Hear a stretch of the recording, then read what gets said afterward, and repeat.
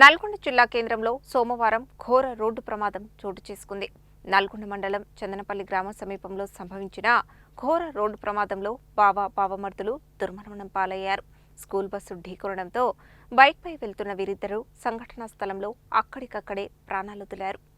నల్గొండ జిల్లా కేంద్రంలో జరిగిన ఘోర రోడ్డు ప్రమాదం 2 కుటుంబాలను శోకసంద్రంలో ముంచేసింది.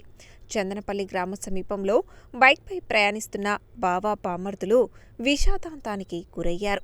ప్రత్యక్ష సాక్షుల కథనం ప్రకారం నల్గొండ నుండి నగరేకల్ వైపు వెళ్తున్న వారి బైక్ను ఓ ప్రైవేటు స్కూల్ బస్సు బలంగా ఢీకొట్టింది. ఢీకొట్టిన వేగం తీవ్రంగా ఉండటంతో ఇద్దరూ అక్కడికక్కడే ప్రాణాలు కోల్పోయారు.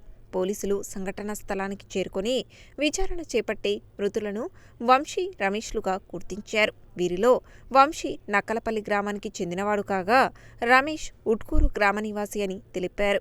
ప్రమాద సమాచారం అందుకున్న వెంటనే పోలీసులు కేసు నమోదు చేసి దర్యాప్తు ప్రారంభించారు. మృతదేహాలను శవపరీక్ష నిమిత్తం నల్గొండ ప్రభుత్వ ఆసుపత్రికి తరలించారు. ఈ ఘటనతో ప్రాంతంలో తీవ్ర విషాద వాతావరణం నెలకొంది.